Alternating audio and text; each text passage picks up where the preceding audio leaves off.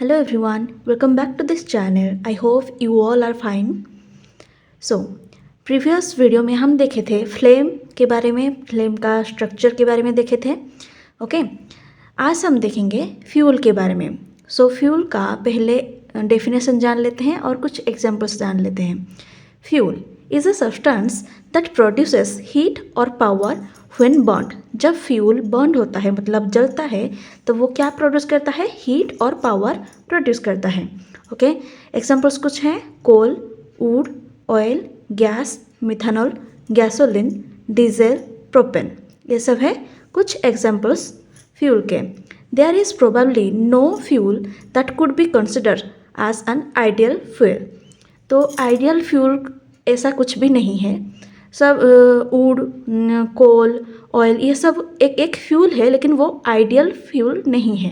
Okay, then next एक term आया है यहाँ पे फ्यूल एफिशिएंसी के नाम से. वो क्या है जान लेते हैं.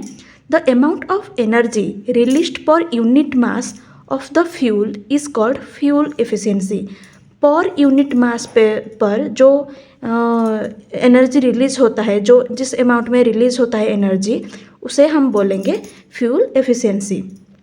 Fuel efficiency is important because it can be reduce environmental impact and save money. जो एनवायरमेंट पर फ्यूल के वजह से कुछ इम्पैक्ट गिरते हैं, उसको बचाने के लिए, उसको रिड्यूस करने के लिए और हमारे मनी को बचाने के, सेव करने के लिए फ्यूल एफिशिएंसी को मेज़र करना बहुत ज़रूरी है. ओके, देन वो कैसे मेज़र किया जा सकता है? 2 डिफरेंट वेज में वो मेज़र किया जा सकता है. Miles per gallon, MPG, kilometre पर लीटर, किलोमीटर पर लीटर. ओके, ऐसे 2 वे में उसे हम मेज़र कर सकते हैं. देन ये जो फैक्टर्स है फ्यूल, कुछ फैक्टर्स हैं जो कि फ्यूल के एफिशिएंसी को अफेक्ट करते हैं. वो क्या क्या है यहाँ पे दिया गया है. Engine efficiency, transmission design, tyre design, ये 3 अफेक्ट करते हैं हमारे फ्यूल एफिशिएंसी को. ये 3 है फैक्टर्स, ओके, जो कि अफेक्ट करते हैं फ्यूल एफिशिएंसी को. देन देखेंगे हमारे जो एनवायरनमेंट में ये फ्यूल के वजह से, फ्यूल जलता है, बहुत अमाउंट में जलता है, क्या क्या होता है हमारे एनवायरनमेंट में फ्यूल के जलने के वजह से. पहला तो है air pollution. Okay, burning fuel releases pollutants like sulphur dioxide, nitrogen oxide into the air. ये सल्फर डाइऑक्साइड और नाइट्रोजन ऑक्साइड ये एयर में जाता है जब हमारा फ्यूल जलता है तब. देन हम उस एयर को रेस्पिरेटरी में यूज़ करते हैं. ठीक है, हम ऑक्सीजन यूज़ करते हैं. उसके साथ साथ बाकी जो भी हम ऑक्सीजन को यूज़ करते हैं वो सारा कुछ हमें मिलता है कहाँ से? एटमॉस्फेयर में. और एटमॉस्फेयर में ये सारे अगर रह जाएंगे तो हमारे अंदर जो रेस्पिरेटरी जब चल रहा होता है तब हम इनको भी कुछ कुछ ले जाते हैं ताकि, और हमें डिजीज़ भी हो सकती है उसके वजह से. ओके, देन आएगा नेक्स्ट है acid rain. When this pollutants, जो पॉल्यूटेंट्स घूम रहे होते हैं हमारे एयर में, एटमॉस्फेयर में, combine with water vapour, oxygen and other chemicals, they form and acid rain. Acid rain वो फॉर्मेशन करते हैं. ठीक है, जो भी जितने भी पॉल्यूटेंट्स होते हैं हमारे एयर में ऑलरेडी होते हैं वो मिल जाते हैं वाटर वेपर में, ऑक्सीजन में एंड अनदर केमिकल में मिल जाते हैं. देन एसिड रेन वहीं से ही शुरू हो जाता है. और ये क्या करते हैं? जितने भी बिल्डिंग्स होते हैं उन्हें डिस्ट्रॉय कर देते हैं ये. ठीक है, और जो भी अच्छे अच्छे दिखने वाले मोनूमेंट्स होते हैं जैसे कि हमारा ताजमहल हो गया, उनको भी ये एसिडिक बना देते हैं ताकि वो वाइट कलर से धीरे धीरे करके उसका कलर वाइट से पीला होता जा रहा है. ओके, एसिड रेन के वजह से ही. देन नेक्स्ट आएगा ग्लोबल वार्मिंग. ग्लोबल वार्मिंग क्या होता है? Burning fuel releases green house gases.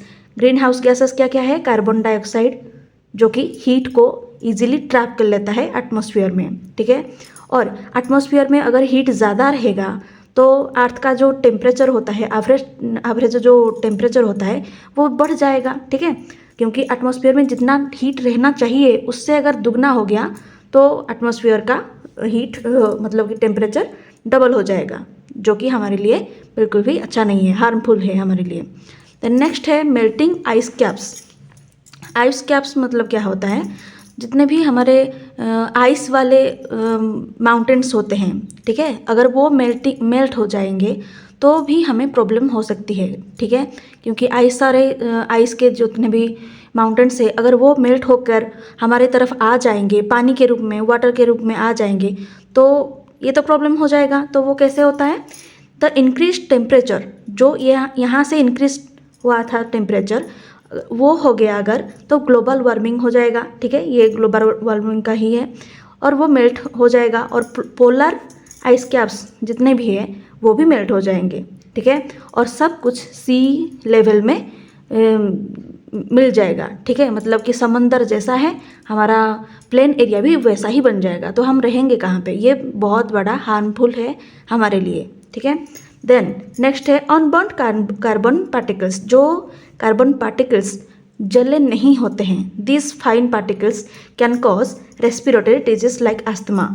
ये जो खांसी आने के टाइम पे बहुत जोर जोर से कोई खांसते हैं, छींकते हैं, या फिर कुछ अस्थमा का एक डिजीज़ होता है, कुछ लोगों को होता है, वो भी सबको हो सकता है, ठीक है, अगर कार्बन पार्टिकल्स ना जल के वो कुछ हमारे एटमॉस्फेयर में रह जाएंगे तब, ओके।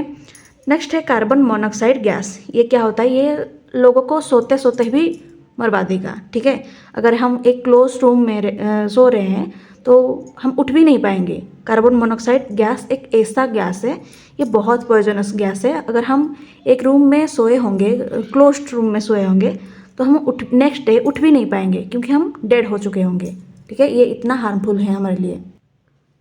नेक्स्ट है principles of extinguish a fire.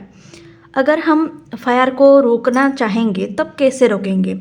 In addition to extinguishing the fire you should save people first. पहले हमें खुद को बचाना होगा, ठीक है। The principle to extinguish a fire is to remove one or more of 3 elements that make of the fire triangle, heat, fuel, oxygen. इन तीनों का अगर हम ये तीनों में से कोई भी एक या फिर तीनों को ही हम रोक देंगे, रिमूव कर देंगे हमारे लाइफ से, तो हम रोक सकते हैं फायर को भी, ठीक है। लेकिन ये ज़्यादा अमाउंट में हम नहीं रोक पाएंगे क्योंकि ये भी हमारे लिए ज़रूरी है, ठीक है। लेकिन ये सिर्फ फायर के लिए है, ऐसा नहीं कि हम ऑक्सीजन को रोक देंगे तो हम सांस कैसे लेंगे, नहीं, ये सिर्फ फायर के लिए है। ये principle of extinguish a fire के लिए ओनली है ये, ठीक है। पहला यहाँ पे 3 पॉइंट दिया गया है, मैं समझाती हूँ। फर्स्ट है स्मोल्डरिंग। ये क्या होता है, हम ऑक्सीजन को यहाँ पे रिमूव करते हैं, ठीक है। अगर ऑक्सीजन को रिमूव कर देंगे तो आग कम लग सकता है, ठीक है, मतलब कि यहाँ ऐसे नहीं कि अगर ज़्यादा ऑक्सीजन होगा उस जगह पे ज़्यादा आग भी जल सकता है, तो उस जगह से पहले ऑक्सीजन को रिमूव कर दो। ऑक्सीजन कैसे रिमूव हो सकता है, कार्बन डाइऑक्साइड अगर हम वहाँ पे ज़्यादा दे देंगे तो ऑक्सीजन वहाँ से रिमूव हो सकता है, ठीक है, उसे हम बोल रहे हैं स्मोल्डरिंग। देन क्या है कूलिंग क्या है, it involves the process of reducing heat और रिमूवल ऑफ हीट। ये सिंपल सी बात है, अगर हम जो जलने वाले चीज़ को अगर कूल कर देंगे, ठंडा कर देंगे, तो वो वहाँ से हीट ऑटोमेटिकली रिमूव हो जाएगा, ओके। देन थर्ड पॉइंट है starvation. It involves the removal of fuel from the scene of fire. जहाँ पे फायर लग रहा होता है वहाँ से हम क्या करेंगे, फ्यूल को ही हम हटा देंगे, फ्यूल को ही रिमूव कर देंगे ताकि ज़्यादा आग ना लगे, क्योंकि फ्यूल की वजह से ही आग लगता है। आग अगर फ्यूल नहीं रहेगा तो आग भी नहीं लगेगा, ओके। सो ये था चैप्टर 6 कंबशन एंड फ्लेम के बारे में। I hope you all understood. फिर मिलेंगे नेक्स्ट चैप्टर में। Till then bye bye.